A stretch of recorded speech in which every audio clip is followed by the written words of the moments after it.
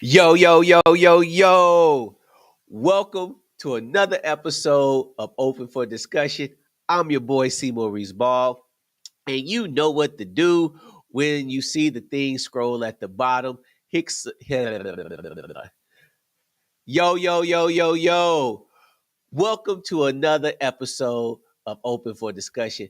I'm your boy, C. Maurice Ball, and you know what to do whenever you see the thing scroll across the bottom. Hit the subscribe button, join our community so that you won't miss out on any of the amazing interviews that we have coming up. And today, I have my man with me, Young Buck. I see him grow up from a peewee to a major man making major moves out here, making a difference in several communities, touching lives of all ages, and he's doing it real big. And we get the honor of speaking with him. So you know what to do. Hey, hit that intro.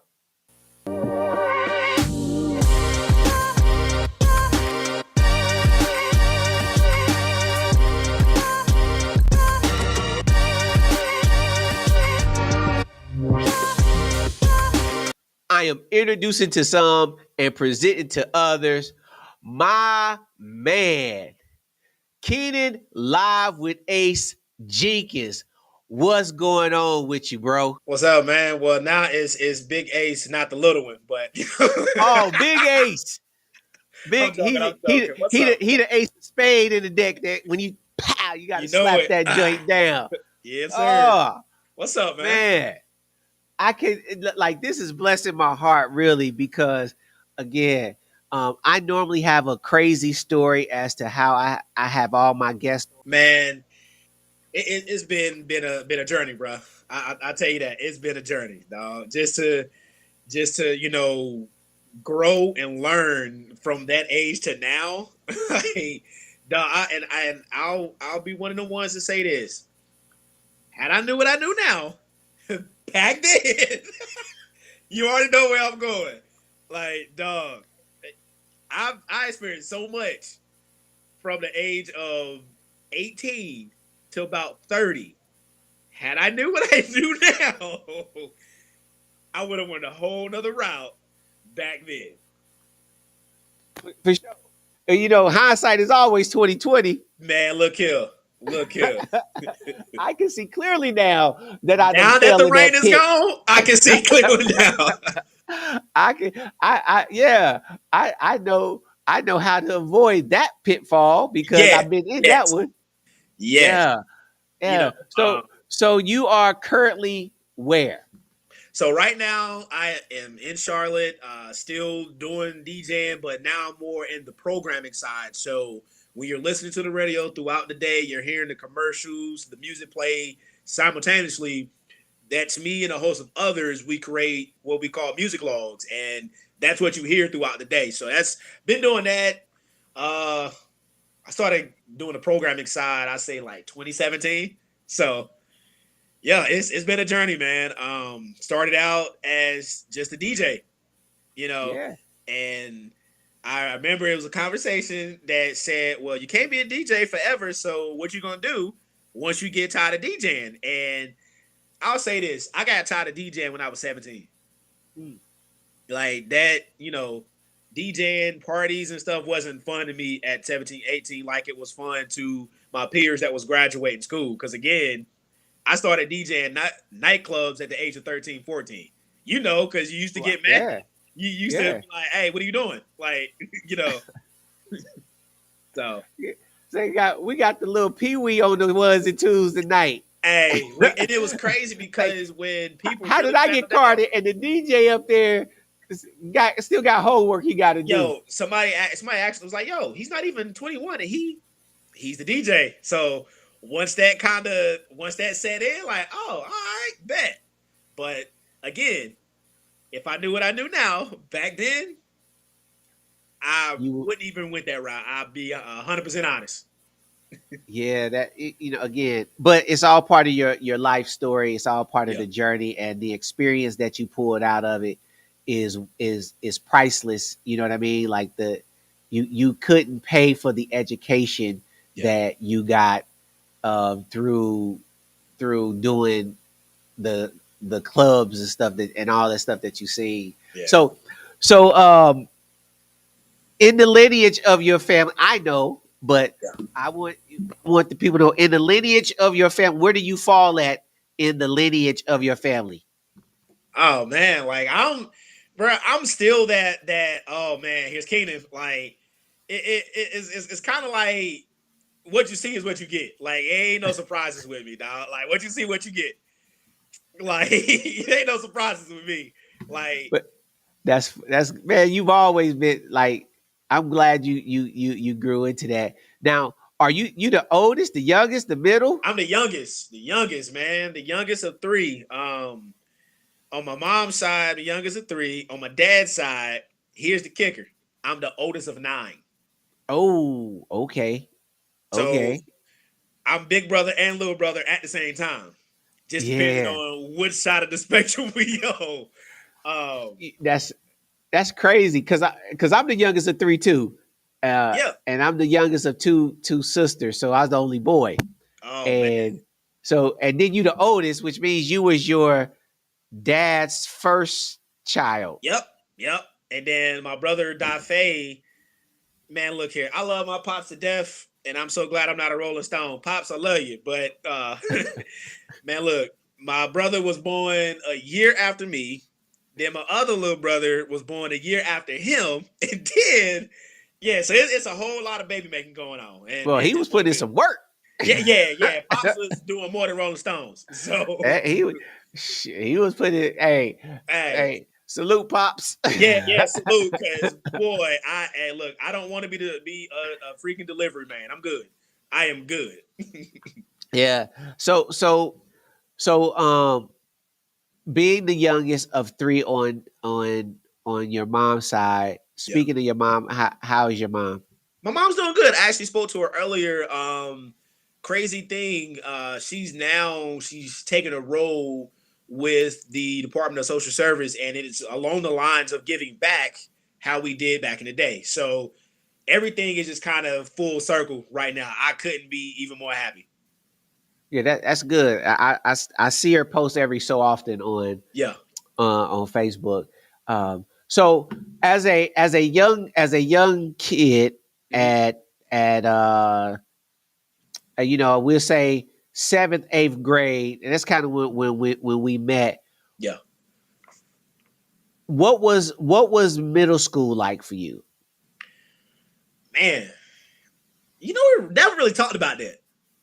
We never really talked about what school was really like for me, dog. So, um, man, to be honest with you, I did not like school until I met y'all, Okay. and I was young and didn't like school. When y'all had met me, I had already felt the third grade. I had already made up in my mind, like I don't like school. I'm gonna figure something out. At something like this, me thinking all this as a kid. Um, Middle school was a challenge. Hmm. Middle school was a challenge. We had a lot of dark moments. You was around for those, Yeah. so you know a lot of the dark moments that I dealt with as a kid. But those dark moments taught me how to shine. Like, and I'll say that in the form of when you have to figure something out Uh-huh. and it's not only affecting you, it makes you grind a lot harder. For Like sure. For sure. For those sure. dark moments push the envelope for me to learn the business side of DJing early. Because all I could think about was, dang, I'm sick of going through this. I'm sick of going through that. I'm sick of this situation, sick of that situation. So that DJing was the only thing that I felt like I fit at that time. Hmm. Like that was really that's really why I took DJing so serious, bro. Like I felt like I wanted to be a scholar in school, but I just knew that I didn't like school. I didn't. No, I'm being honest, bro. Right. Like I Right. didn't like it. Right. Like even had I loved working with other kids on projects, but I felt like I was better and more efficient on projects if I did it by myself. Hmm. So like, yeah, man.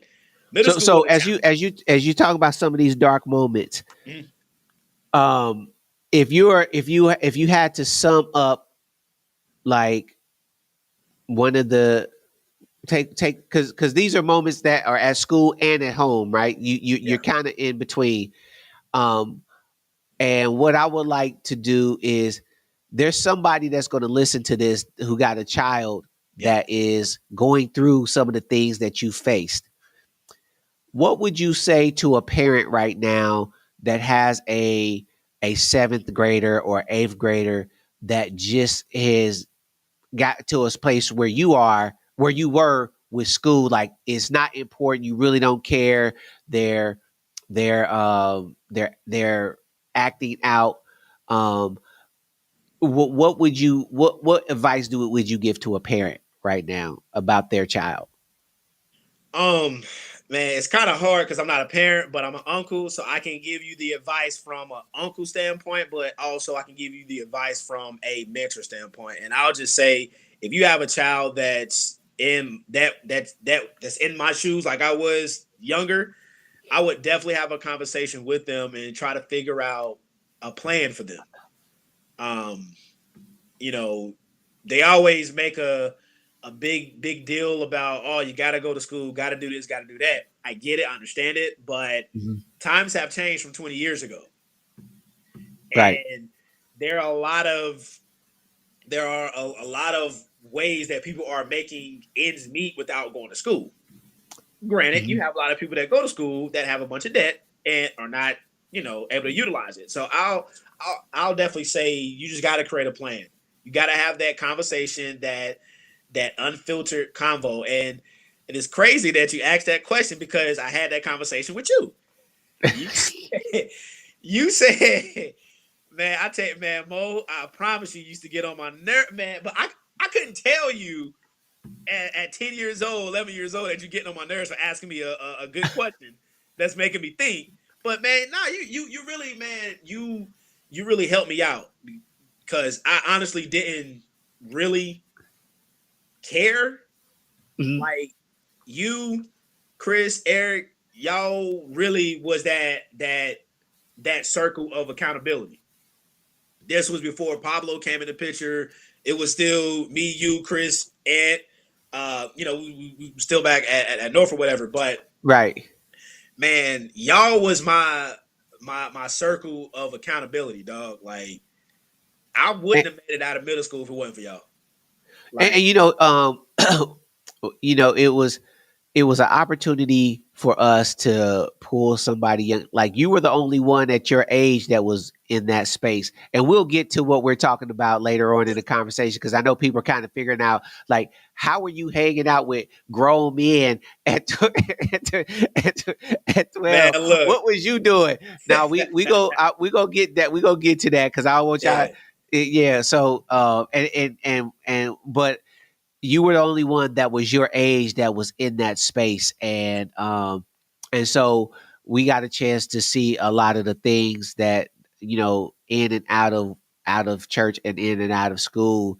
yeah. What was a key turning point for you in middle school where you just had to say this right here is I got to do something different. What was the turning point? And then on backside of that, what made you at a young age want to be so connected to the church that we was a part of? Yeah. Um. Wow, man. Dog. Like I mean, again, y'all really was that circle of trust because again, prior to me and you and the other brothers or whatever, I really, I didn't, I was young, of course, but we really didn't do anything. Like once we met, y'all, it was at the old church or whatever. That was the most fun. Right. The turning point for me, I would say, it would have to be hype night. That was that was my first. I would say that was my man. Look, I tell cats all the time. That was my first job. That was my first job. I Mhm. learned how to be a promoter. I learned how to be a host. Learned how to be a DJ. Learned how to be a servant. Also, at any given point, if you make eye contact with a certain person, he's gonna ask you, "Hey, that you?" So that always taught me you can never be too big enough to serve the mission. You know, once I got around y'all, I started wearing suits when I did wear it. You laughing because you know it's true. When I did wear it, when I did wear it, You did. boy, You did. I tell you, boy, I know it's so many ruined photos because I'm the only one with pants and a Run DTP shirt on. Everybody else dressed in black. Well, hey, you laughing because how many times did I get sat down? Man, at at at 13, $13, boy. sit that You joker talk down. about you talk about if we could have a rap sheet for sitting down in church, I would be a repeat offender. I tell you, because every other week I was doing something. Like, every other week, So, so for those that was that's like, what's hype night? So we were all we were affiliated with this ministry, yeah, and you know what, and I ain't scared to say what the ministry, because I'm yeah, grown. So we were part of New Birth, and that was based out of Atlanta, that was planted in Charlotte. Excuse me. And so when we met Keenan was a young preteen teenager yeah, in middle school, doing middle school stuff. Like, wasn't expecting for him to come in and be some polished little kid. He was doing what middle schoolers do, yeah, acting how middle schoolers act. Um, the doing what you do in school, like, yeah, and that's why my question was, what changed for you? And so what hype night was a an event that was a citywide event, that we will pull all the youth from the area and come in, and he would DJ, and we would give away gifts and presents, and we would serve this community and everything. And that just became something that we did every, I think it was once a month. yeah, And yeah. then it was like really dope. It was a really great opportunity. Kids got a chance to hear the gospel preached and things like that. So as we process through, seventh grade, eighth grade, you're starting to get a little older. You're starting to get a little bit more engaged in church. What was some of the things that in in school that you start to translate into, or from church you try to translate into school? Because a lot of reasons why you was getting sit down was because accountability and grades. It Yeah, was yep, like, yep, it, yep, your grades ain't good, you can't serve. yep, yep, So yep. in that space, how did that make you feel in that moment, that, like, um I'm being I'm being punished for not having good grades? Man, I ain't gonna hold you. Yo, the first time I got sat down, I went home. I said, "Ma," he sat me down. He said, "Why?" I said, "My grades." He said, "Well, did you think it was gonna happen the other way?" I said, "Well, I didn't think he was gonna say it right then and there. I thought he at least would have given me, like, I tried to find every every avenue as to how it was gonna go my way, but doing that, man, it really shaped me as a kid. Okay. It taught me how to deal with my emotions. It taught me how to take the word no, and it also taught me how to facilitate with being on the sideline. Mm. You know, That's good. and they, those the it's the temptation for me that really was like it got real serious in high school. Like middle school, I mean, you have friends, you exchange numbers, blah blah blah, right? But high school is a different beast. Right. And me being a DJ, I had just started. Like I was actually doing clubs for about a year before y'all actually found out. Wow. Yeah, I was already a year in. Y'all only found out is because Fish told it. He brought it up jokingly. Uh-huh. I didn't realize that you know the leader of the house was still in the dress. I thought he had walked out, to go, preach or whatever, and he was in the bathroom. The door was open. So I'm like, dang, like, bro, you just throw me on Front Street. So, but it was good though because that opened up a new layer of conversations. The conversations were, okay, we know you doing this. How do we stop you from doing this to do this? So Right. that was really the real reason why anytime there was something going on that needed music, they made sure I was there. They was like, nah, we'd rather have you doing this because we know what's gonna happen if you over there. For sure. When For sure. I remember I got asked to do the Dub Car Show. I don't know why. I thought in my mind, at the age of 14, that I was gonna get a yes. But again, me thinking, okay, you're doing good in school, you ain't got set down about 6 weeks. You cooling right now. The word no does not exist. Man, I ain't even get to tell him. Buck told on me. so so Buck was like, nah, you mom. So he actually told my mom, nah, he's not going to DJ, blah, blah, blah. Shout out to Buck for that. Thank you. But I'm still mad at you because that was $3,000 I could have made. But Right. but Right. I'm glad that we had men in our corner that didn't want anything in return for holding us accountable as kids, but Uh-huh. also raising us as little brother and little sister. Um, I'm thankful for y'all because And here's you said something important. I want you to how important do you believe having a positive male figure in your life at that crucial age is? oh no, it's 100% important. Like I even do my best to not convince kids to follow their dreams in media, but I do my best to let parents know, hey, this is not the slippery slope you want to put your child on before you really prep them up because that's a whole different beast waiting to activate. Right. You're Right. on the road. Sometimes you're not even on your phone 3-4 days because you're so busy constantly moving. I mean, a lot can happen.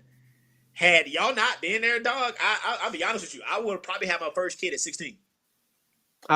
Yeah, for sure. I mean, Because because I you mean, was dude, I mean, bro, literally, once y'all found out that I was DJing nightclubs, then no, but it's good. That's good because I see a lot of younger kids now that want to get into the rap game, that right. want to be a influencer, is really not what it's cracked up to be.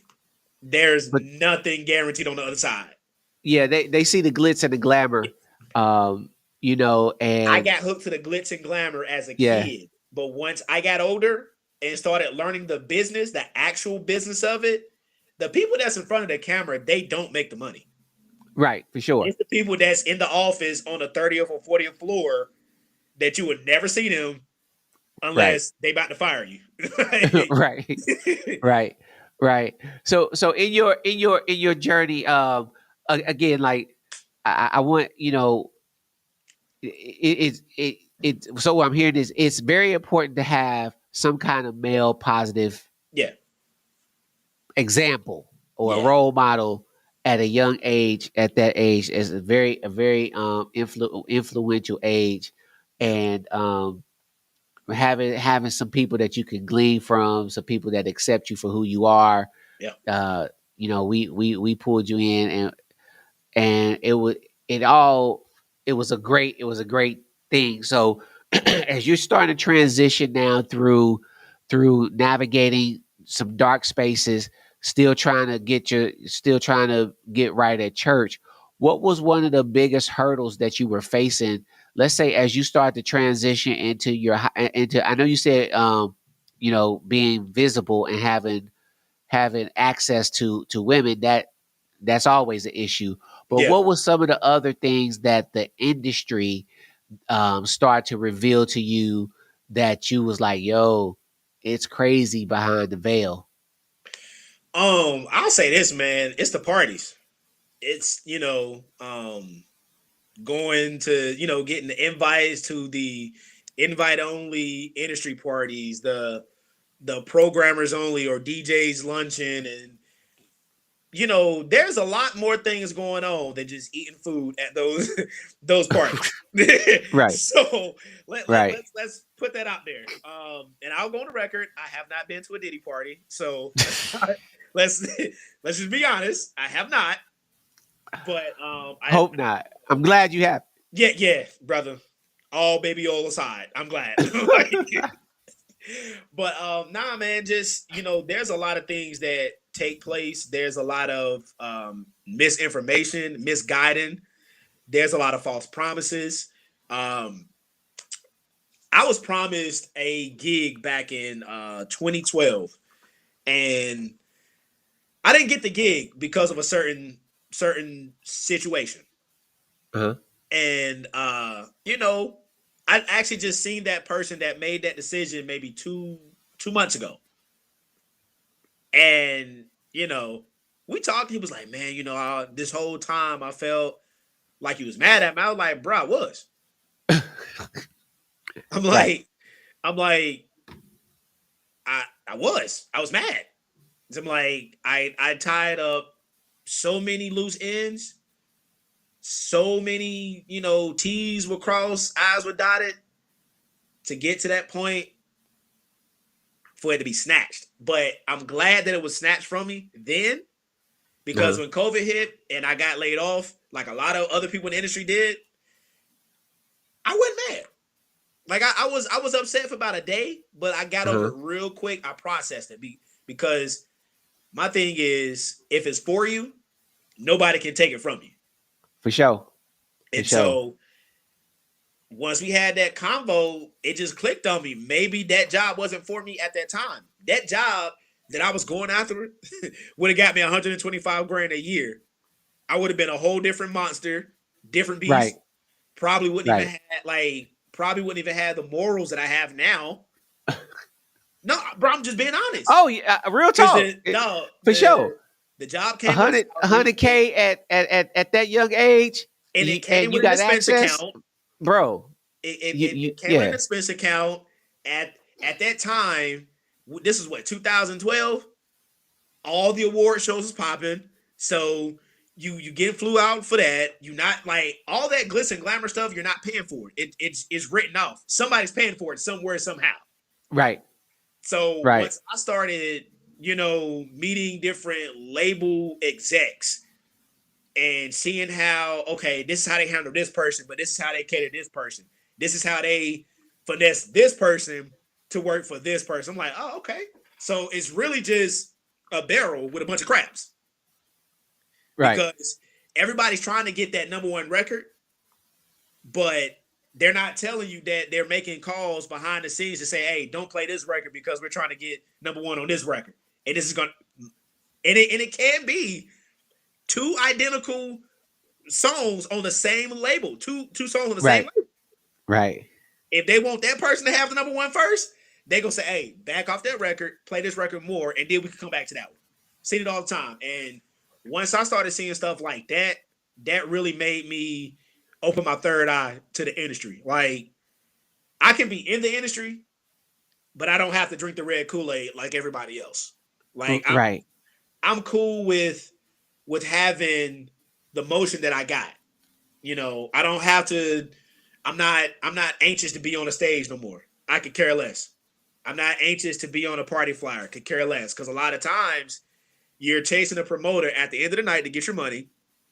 If he hasn't left and you just ain't seen it, I'm not ducking and dodging bullets. Right. Very, very, very important. I'm not having to shoot the fade in the parking lot with somebody, or you know what I'm saying. So happy. So if um oh, I had a question.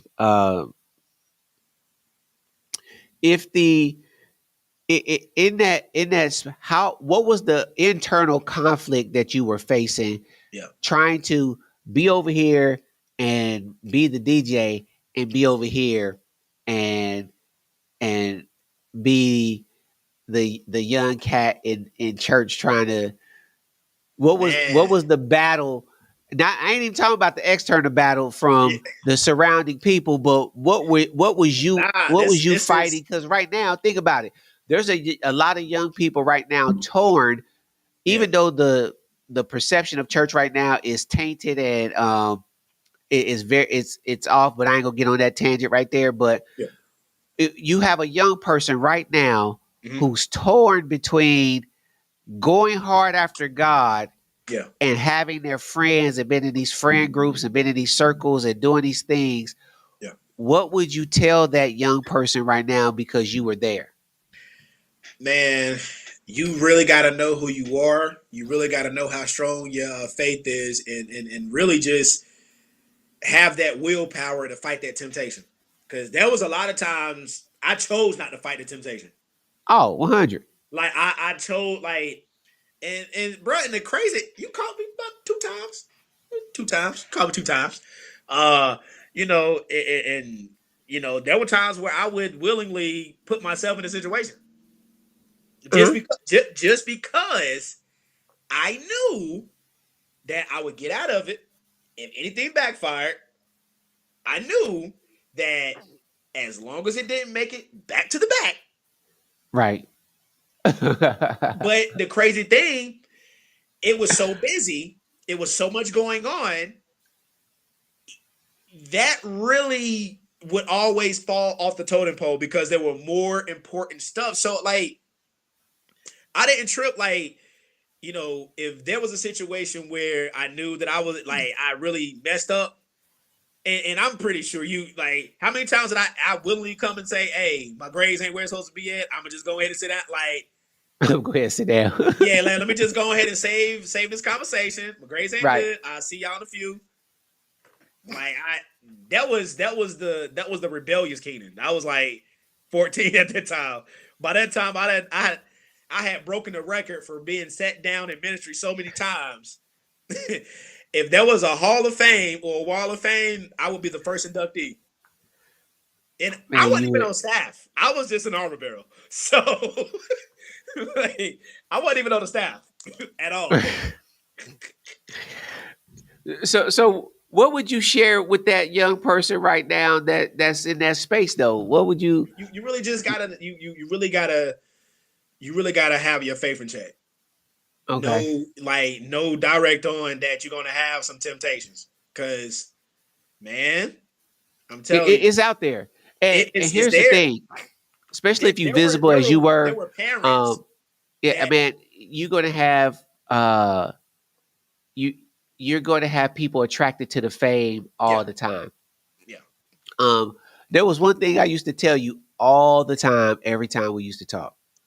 And I will tell you, when you figured it out, you're gonna be okay. When you figure it out, you're gonna be okay. Hey, it used to make me mad though, because I'm like, why would you ask me this right before church? And you know I'm trying to get but like, bro, I just been in school all day and you about to ask me this brain picking question? Are you serious right now? Yeah, for sure. Yeah, But no, yes. but dog, I'm glad you did because I'm going through that now. Uh huh. Like, it's one thing to be 14, 15 DJing and have people that's wanting to latch on to you, be cool. Now, dog, I see what people in high positions go through. I see what comes on the other side of being so helpful, Right. being so willing to take someone under your wing, being so willing to just do anything for somebody. Because the minute you say no, the minute you start to back off, that's when everything comes well, and I've seen those situations several times, and I'm like, I don't want that to be me. And this is, I mean, I've seen it several, like, I mean, just regular situations that are eensy beensy small, but the fact that the person said no blows out of proportion. And Yeah, yeah, once you have some type of steam going on, you got some type of movement going on, and the masses know you. You really have to you basically a loner. I'm gonna tell you this now. You're basically a loner because if you meet somebody new after you've gotten to where you're at, 9 times out of 10 they won't tell them from you or how they can latch on to you. right. I I hate meeting new people.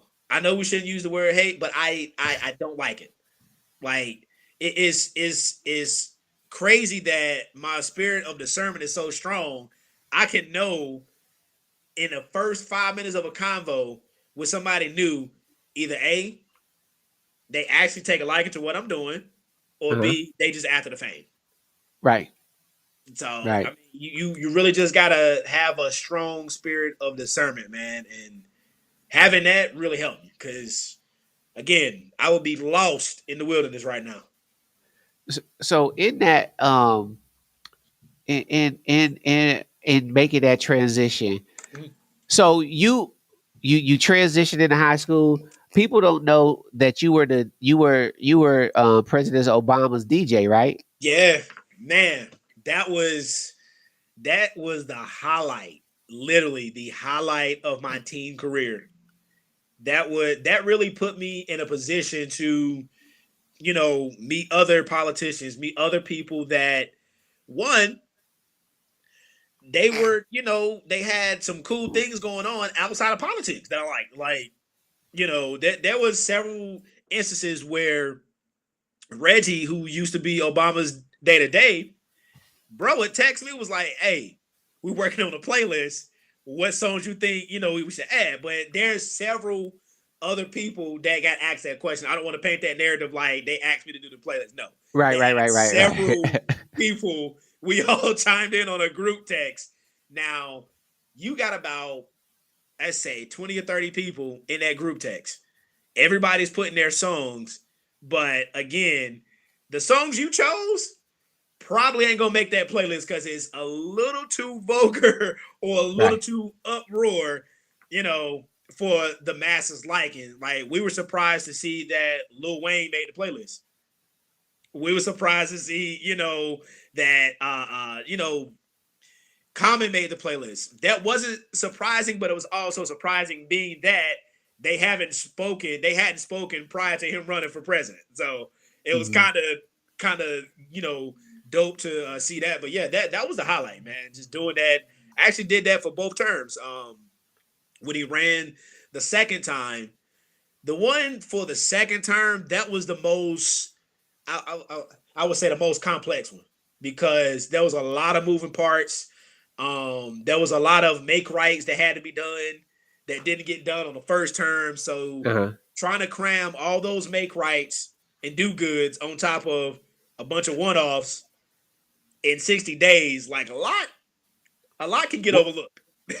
what did you what was when you had time to reflect on that and you're sitting here and you're sitting looking at where you are and the Yeah. circle that you in and the things that you were doing at that time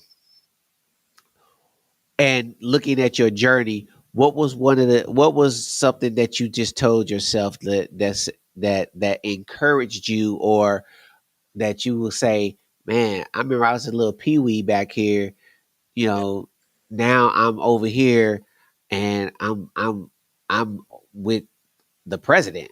Yeah.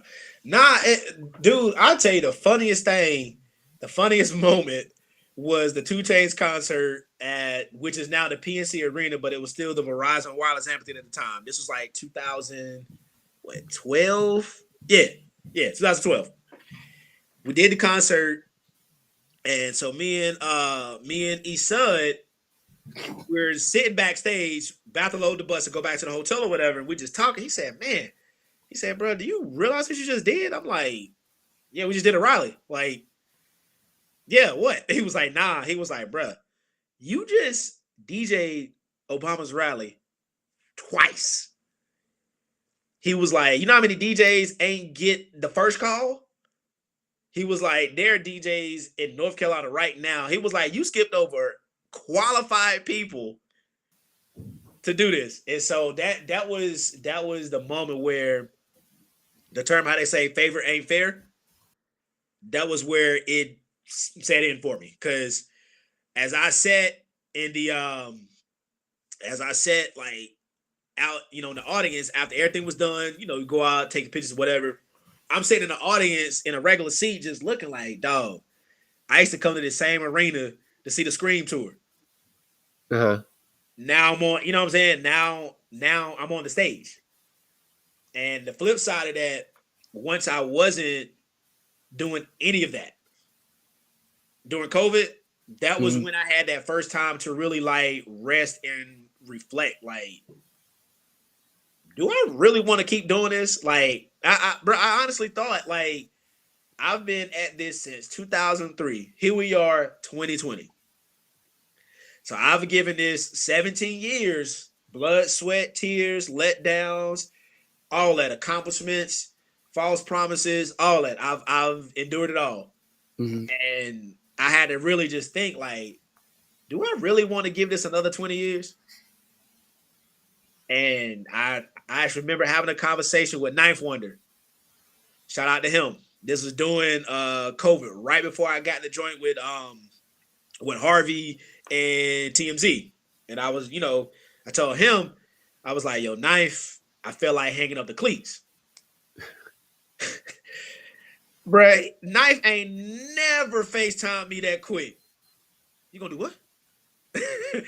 I said, dog, I think I'm about to hang up the cleats. He was like, no. This is not who I. He was like, he was like, I'm gonna call you back in a few days. It took bro 2 weeks to call me back. Huh, really? Yeah, I wonder how that feels when people take two weeks to call. I I know. I'm just saying. When he called, shade. when he finally called, he said, "Are you still thinking about hanging up the cleats?" I said, "Bro, you supposed to call me 2 weeks ago. What happened?" He was like, "I just want to give you some time to yourself to see if you really thinking straight or not." He was like, "Bro, you really gonna throw all this away because you got sidelined?" He was like, "You didn't get fired because of something you did." He said there was several people that got let go. He was like, "Bruh, out of all the people that I've come into contact with that have gotten let go, you have a brand that is sustainable." He was like, "You just got to Mm. make some adjustments along the way." He was like, "This is where you're at now. It's time for you to be a mechanic. How are you Right. gonna fix the car to get it to run again?" Yeah, yeah, Man, that's good once he told me information. that, I said, "I bet." And one thing led to another. Because I had really lost. I ain't gonna say I lost my passion. I was just mad. I was mad because Uh-huh. I'm like, I'm thinking like, I don't want it to be me. Let it. You know what I'm saying? You never want it to be you. That's not in the. You know what I'm saying? That's not benefit. Like you don't want it to be you. So when it was me, they were. You know what I'm saying? I wasn't mad at the company at all. I was just mad at the fact of how everything was just moving so quick. I didn't have enough time to prepare. Like I was watching the news, Right.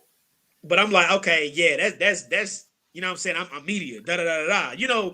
Once you feel like you've gotten to a certain position, certain stature, certain status, you like, nah, it ain't gonna be me. That's them. They, head was all through the roof. And buddy called and said, "Hey man, look, I got he was like, man, I got the lawyers on the phone, HR's on the phone. We just need to talk to you about a few things. There's some downsizing going on with the company. We got to let you go." He was like, "It's nothing ratings based, nothing work at the base." It was like, honestly, if we could afford to keep you, we would. He was like, "We honestly cannot afford because we don't know the forecast of what this is going to bring." Right. So once he explained that, that was really where I started to really, when reality set in, like, I look, you ain't with the company no more. What you gonna do now? Mhm. So, yep. How did you? So that happens. That's a pivotal moment. That Yeah. is a flesh trying moment.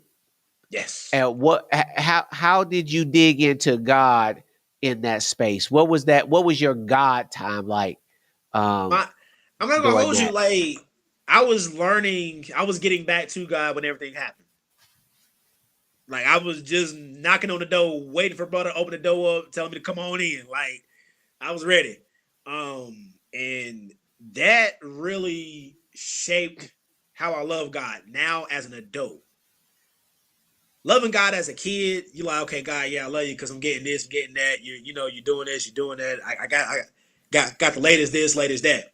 But once you're an adult and you got to pay for all that stuff and all the stuff you was getting for free, you now see the bill for it and see, dang, this is 175 the whole time and I was getting it for free. I'm good. I can wait to the next one or the next, you know what I'm saying? So that really it really shaped how I view life. Um it gave me a time to really focus because I had to trust him. Like he had like and it's crazy because we'd be like, God, show me a sign or give me a clue that I need to move or this, that, and the third. We ask for it. But once Right. we get it, we don't want it. Like, we don't want it. I've never heard somebody say, God, thank you for giving me that sign. Like, it ain't the sign you want. Like, Right. and that was the last sign I wanted to get on April 6th, 2020. Hey, we going boom, boom, boom. I'm like, God, I just said, bring me closer to you, not take me out my job. Like, but that was the first time I ever had to have a career switch. I had got a job at a warehouse, hated it, didn't like it, working 15-hour shifts. I felt like more time was going to my job Right. than to me. So I learned how to fight my flesh instead of listening to, hip hop music all the time while I'm working. Start incorporating that, start praying more. So I started manifesting. This was like, we in what, the end of 2020 going into 2021. And I was in a season of meditation. I was praying a lot. Like, you couldn't tell me nothing. Like, I was ready. And I just started saying, you know what? I'm going back to radio. I miss my career, blah blah blah blah blah blah blah, right? Man, that was a trying moment because it's hard to explain something to somebody Uh-huh. about believing, but it's also hard to explain to yourself about believing the words that you manifest. Because I was saying, God, I know you're gonna put me back. I know you're gonna do this. I know you're gonna do that. But in the back of my mind, I'm like, man, you don't know when that's gonna happen. That's Like that's how you develop that faith, though. for every manifestation that I casted, there was always a flesh rebuttal Right. for it every time. And it's good that I had that situation because had I not had to have a career change, I probably wouldn't have became transparent with God like I am now. Yeah. Like, I became real transparent. Like, God, look, I'm sick of smoking weed. What we doing? Like, you know, that's that's how transparent I was because as a kid, I learned how to hide. Uh-huh. I learned how to hide behind the suit. I learned Uh-huh. how to hide behind the smile. And I learned how to hide behind the charismatic characteristics that I have. I And learned all talent. that stuff as a kid. Yeah. So there was a lot of times I was going through stuff on a Sunday. Nobody would know because I would come to church smiling. Like, and it was crazy. The only time y'all really found out what was going on was when we had certain people there that would actually take out the time to ask me the correct questions hey, how is this going on? Or it was like, yeah, bro, it's yeah, You know, it's one of those things where um everybody that was in that circle had stuff going on, and we yeah, had to put we had to put faces on yeah, to go in there and do what we did, and you know, so it we all was in there, got had something going on, you know. yeah, Most of us was married, so you had yeah, that going on. You had so it was a place to let me mask up. yeah. But and that's crazy because I do. I tell people all the time. When I was a kid around y'all, I didn't have to like you want to talk about counseling? I didn't have to go to counseling. I was in counseling.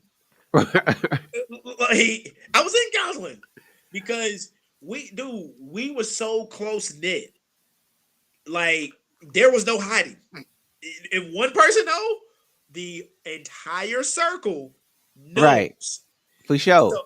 yeah, so it's like seeing like that was where I learned the circle of trust.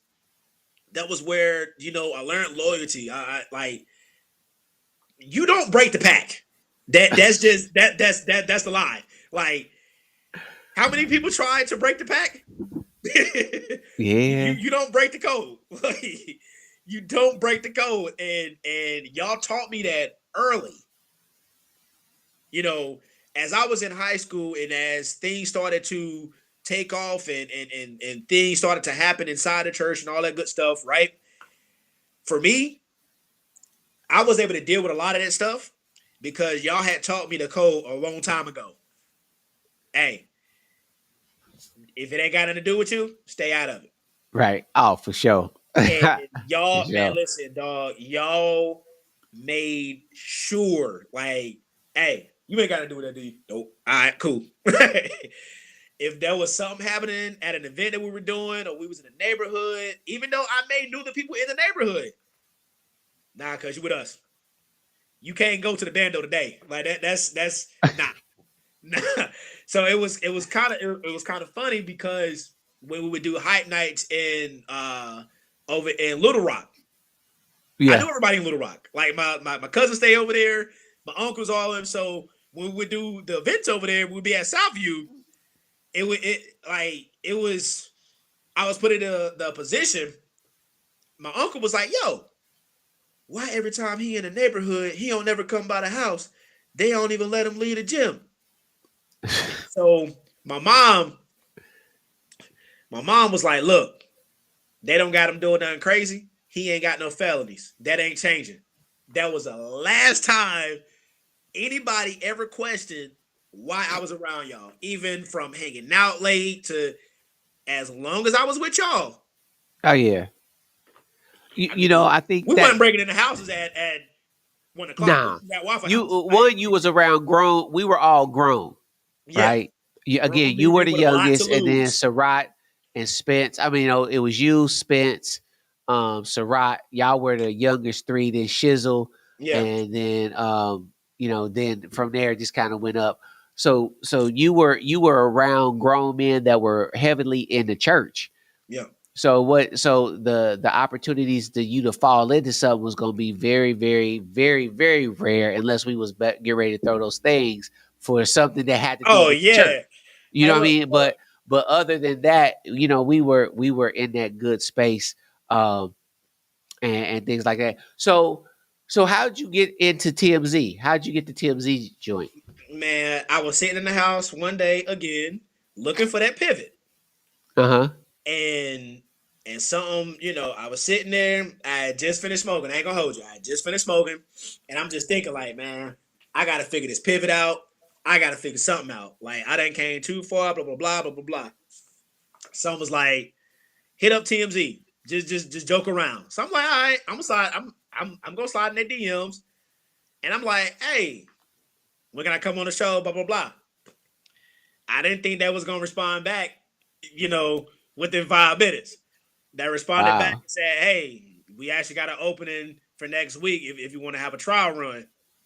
Didn't realize that a trial run means if you did good, they bring you back. This was my first time. I had never done nothing in that capacity. So being able to do that, just being able to be myself and not have somebody tell you how to word your words, that was dope.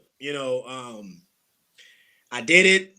I didn't hear nothing back from them for like a month. So I was like, dang, did I suck? Did I do bad? Like dang, y'all ain't say nothing. You said thank you, but you ain't, what's up? Because I'm used to getting the air check like right after. Like, hey, you tell me what I mess up on. Tell me how something. So Rachel, what's up, Rachel? She reached back out. She reached back out, and this time she hit me. She found me on Instagram. Uh-huh. So I looked. I said, "Why would you?" Okay.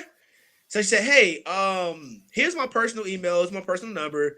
Call me tomorrow. Let's have a conversation. Let's talk." So long story short, she said, "Hey, we went back to some of the footage. We like your commentary on stories. We want to bring you on. It's not paying anything, but it's an opportunity." Now, the hood side of me was about to be like, "Hell nah, like I'm not about to do that for free." Right. But the pivot side of me said, "Yo, you need a mean pivot. This the only pivot that's there. Pivot." I went into that thing blind. I had never been in a commentator's capacity for a show call. So you're on a Zoom call with 40 different people. Everybody's we're building a show. Uh-huh. And this first time, like I'm again blind, didn't know what was going on. All I thought, I'm gonna be in front of the camera. They gonna tell me when to go, and I'm gonna just it was like, nah, we about to build the show out. You gonna, they taught me how to build a show.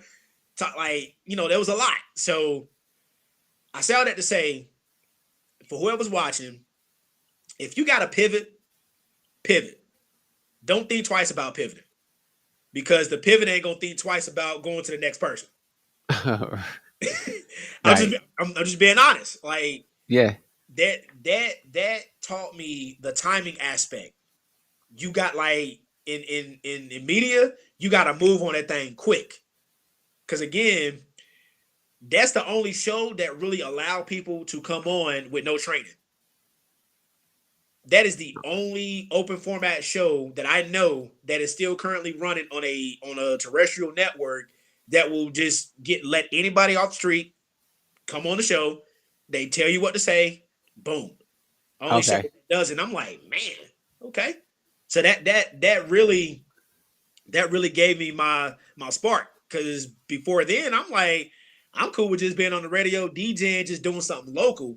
But once I started doing that, and once people from that worked inside the company that I just got let go from started hitting me like, "Hey, bro, you on?" I was like, "Oh, whoa, hold on, you saw it?" They was like, "Yeah, bro, we're in Houston. We just saw it." Like everybody was like, "Dog, that's Ace.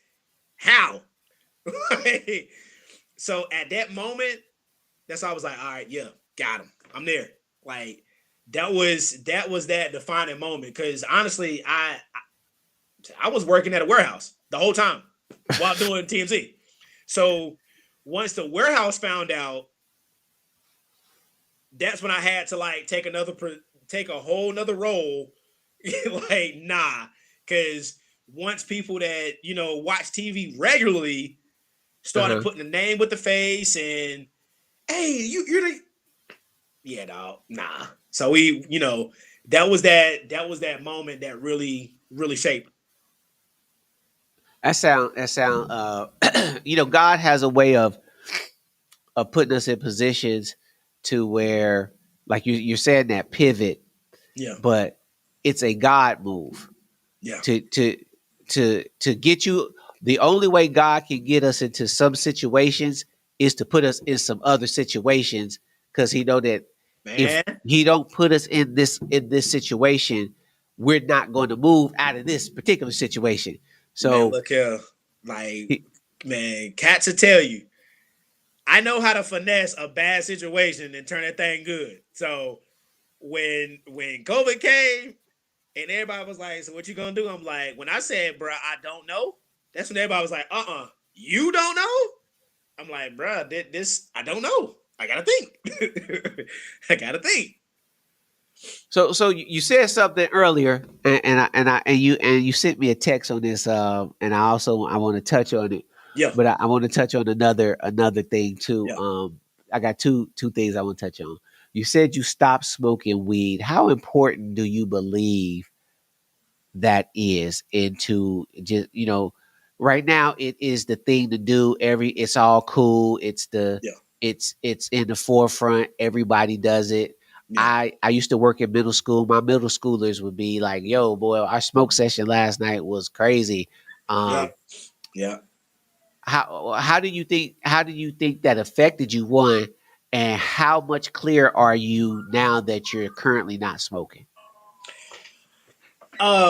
Weed affected me because it made me visibly nonchalant. Mm. Like you would have to know me to know that something's wrong. Like, because I'm always chipper. I'm always laughing. I'm making a joke about anything. Like, firsthand. Like, Yeah. we could be in dead heap of trouble. Here I am in the corner trying to hold in a laugh because I just came up with a funny joke. But I know if I let the joke out, I'm gonna be kicked out on the other side of the door. So, you know, um, dog, it really just made me not care. Like it turned me into a whole nother beast, and I'm still working on it. Like it's an everyday battle. It's For literally sure. an everyday battle. Um, dog, like it just put me in a mindset of, you know, I'm at peace. I'm happy. You know, dog, like I didn't start smoking weed heavy until I moved to Buffalo in 2015. Okay. I wasn't around everybody that I had before that would be like, nah, you don't want to, nah. Like I had, now, let's not get into it. I had smoked here and there, as a Uh-huh. teen and, but regularly, once I got to Buffalo and seeing the amount of access that you get, um, going to Canada, I mean, stand in Buffalo and you're 45 minutes away from Canada. All you got to do is get on Peace Bridge, and you're right in Canada. Uh-huh. And it's easily accessible. It's legal. You know, U10, like, bro, I started getting gigs over there. It was just a lot, man. I'll say this: not smoking and then starting back and then trying to stop is a battle. It's a battle. I'll say this: it's because there's a lot that you're doing to your mind, to your appetite, to your overall body. They say your body is a temple. You gotta take care of your body For because there's a sure. lot of I'm dealing with. I'm not dealing with lung issues, but the phlegm and the raspy voice. My voice went always is raspy, so that there's long lasting effects that come from smoking weed, and people try to make it seem like weed is a bad thing. It's not. It's how you do it. It's how you do it. Um, Okay. I'm not a fan of saying learn moderation. If you're gonna stop, stop. If you're Right. not, you're not. Like there's no in between. Right. And And that's with anything that has that kind of control over you, though. It could be yeah, Twinkies, it could be Mountain Dews, it could yeah. be drugs. Like that Um, was, I mean, bro. And I started. I remember in 2015 when I first got to Buffalo. I got there in August. August was cool. September was cool. Some about October, bro. Once we got into October, it was like a wall of depression. Like, and it wasn't even nothing like work related. It was just like it was like my childhood stuff was just start like it was just certain things were triggering me. Uh-huh. And I'm like, nah, I'm about to just smoke and I'm just about to get over it. And I developed that habit. Like I strong handedly developed that habit. And that's my beast to fight now. But dog, I was out 4 days a week. I'm on the radio 6 days a week. Yeah, out 4 days a Uh-huh. week DJing, coming in the house 2, 3 o'clock in the morning, or whenever the border opens back up. So sometimes you're staying in Canada overnight because you can't get. So I mean, again, there's a lot of temptation, and there was a lot of temptation that I chose not to fight, and that was one of them. Like, Well, what it's one of those things where um when Paul prays, God, take this thorn, yeah, right? And he says, take this thorn. If he takes the thorn, you're not going to pray as much. It's the thorn that causes you to pray. yeah, It's the thorn that I deal with a thorn now, and it's like, okay, God, take the thorn. You're not going to take the thorn. That means I got to pray until I don't want to do the thorn. yep, I gotta get into your presence.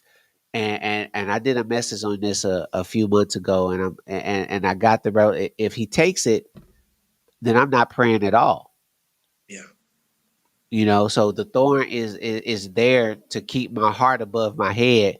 So if you're praying that, and I'm like, I'm glad that you're doing a take a day by day kind of thing, yeah, but the deliverance of it is something that you're going to be fighting with forever. You know what I mean? Because yeah, it ever. just became a part of how you live. Um, here's my other question. Being in the industry like that, how hard is it for you to lock down a relationship? Do you have a desire to be married? Do you have a desire to want to be a parent of a parent? Man, I don't even got the desire to be in love no more, dog. I'm just being honest. I don't like.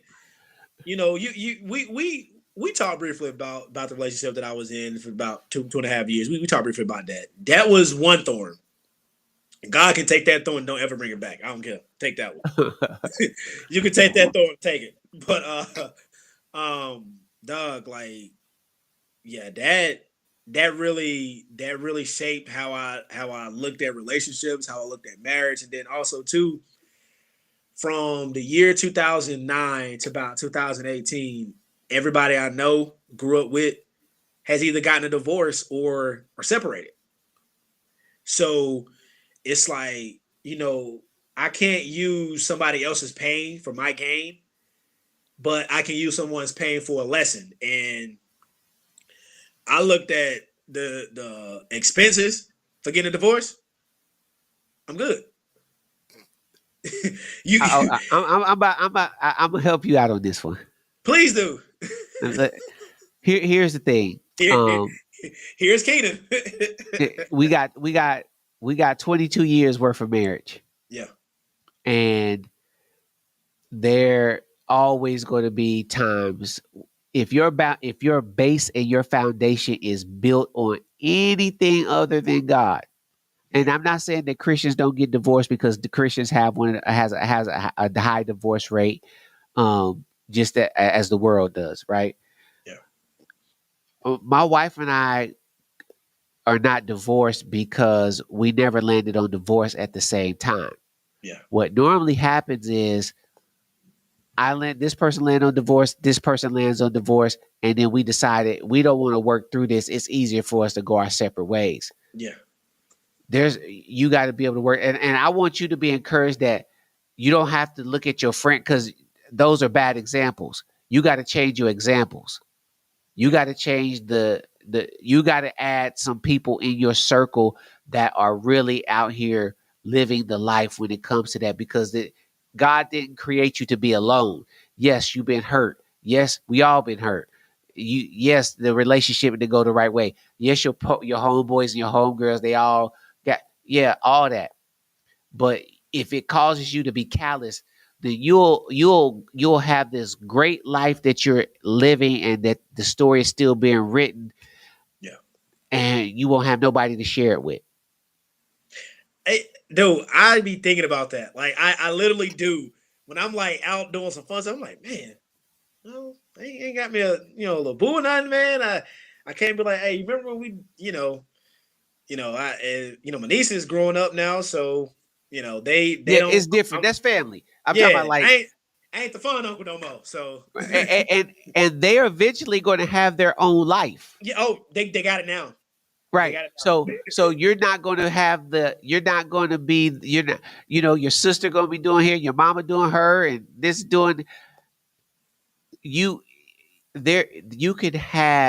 A, you could have somebody who loves Kenan for Kenan, but you have to give love a chance. Like you said, you gave up on love. Yeah. That is a major statement, because what you're saying is, God, I trust you, but I don't trust the love part of you, because it Mm, tells us that God is love. And it says, if you don't love, then you don't love him. yeah. So if you're saying, God, I'm giving up on that because you've been hurt, we all been hurt. We all been in this space. My college girlfriend worked me over, Yeah. bruh, and turned me into a savage. She didn't turn me into a savage. I turned myself into hurt them before they hurt you kind of thing. And had I never got into a place of healing, I Hmm. would have never met my wife. You see what I'm saying? So don't you're too young to be in a place to say you don't want to do that anymore. You got to change your examples. You got to start getting people in your space that you can glean from, just like with everything else. Yeah. It's no different. If you wanted to be the dude, you wanted to be the man with DJ, you put yourself in position to see people that was doing it. Why is this any different? Mm. So that's a side note, because I can get on that, but I'm just saying, I don't want you to be in a space where God starts to elevate you, but you're saying, God, I just don't trust you over here. If you're gonna trust him 100% all the way across the board. Yeah. Okay, compartmentalizing. Okay, God, I'm not gonna give you this part of my heart because you might connect it to somebody else, and he might. Ain't none of us perfect. Somebody might hurt you, but don't give up on it and be open to it, because it says, "He who finds a wife finds a good things and find favor with the Lord." That's a side note. A lot of the stuff I'm experiencing is because I got favor with him through her. Mm. Wow. So yeah, okay. So what you working on right now? What's Kenan got what he got on tap? What he got in the books? What he got on the rocks? What he got coming up?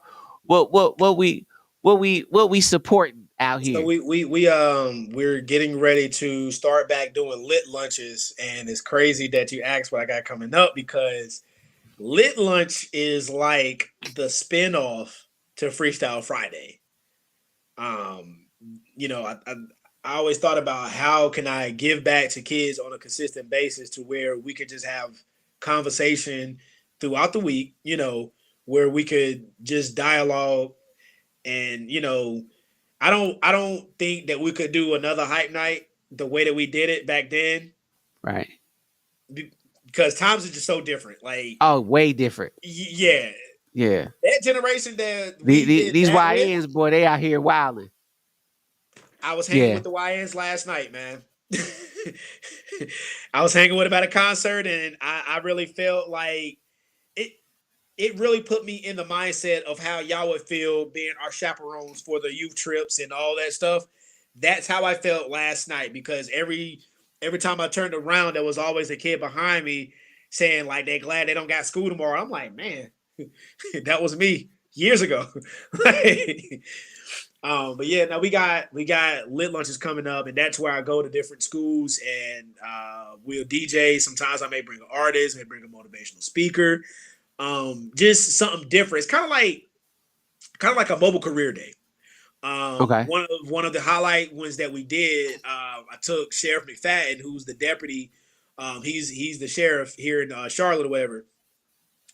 I took him. We went to Hardin, and having him in Hardin, we did the lit lunch. I didn't even realize it, but that pushed the envelope for them to get funding that they were trying to get for a while, but they just didn't know the right people that could push that envelope. And him coming in, seeing what we're doing, seeing how the kids would react to it, knowing the stigma that has come with Harding University High School forever and a day. They paint this picture about the schools on Allegheny Street, they're hood, they're ratchet, is that the third? Every Right. school got its problems, but it's just the media would choose to broadcast the Title I schools, the Hardins, Right. the West Charlottes. They want to broadcast that, but they don't want to broadcast the other schools, right? Like the So, Providence and the Independence and the thank you. Or the you Charlotte know, Country and the Days or Porter the Charlotte Ridges and all that. Latin. Yeah. Yeah. Yeah. So him seeing that, he was like, y'all do this often? I'm like, yeah, we do it all the time. He was like, but do the school, like, what his question was, what do the school have that the kids benefit on a weekly basis, like an incentive? So he came in and, he gave one kid a PS5. Dude had good grades. One, his mom just, they just did not have $400 to spend on a PS5. Right. He surprised the kid. I didn't even know he did it. Like his communication specialist sent me the picture. Was like, hey, Gary just went to Hardin. Da, da, da, da, da. I was like, oh man, that's the kid we met. Went back. I was like, oh man, that's the dude from. So once we had the conversation with the principal and the dean, they're like, hey, this program that you brought got us the notoriety and the funding that we need on a consistent basis for kid. Like, I didn't know that they had a hygiene closet that was empty for 2 school years in a row. Wow. They had begun to use it as storage because community partners were not, it was we would call it donor fatigue. Right. Right. People Right. weren't giving as much, and we're still dealing with that now. Like, donors aren't donating $5,000 willingly like they did 5 years ago. Right. They For sure. now want receipts. They want answers. They want to see your curriculum. They want to see, okay, how many black kids do you have? How many eight? Like it. They ask these questions now. Like before, Yeah. oh, you need $10,000. This one here. Yeah, we just want a tax write off at the end of the year. Now, nah, they want to know everything. They want to know the outcomes. They want to know, Like, demographics. They want to know, yeah. we've Yeah. even started, when we do events, even if it's a paid event or a free event to the community, we create some type of stats, whether it's getting the number, the email, the zip code. Like that's big donors. They check for the zip code. They don't really care about the email address and the number. They just check it for the zip code, because if it's enough money in that zip code that they can make back, Right.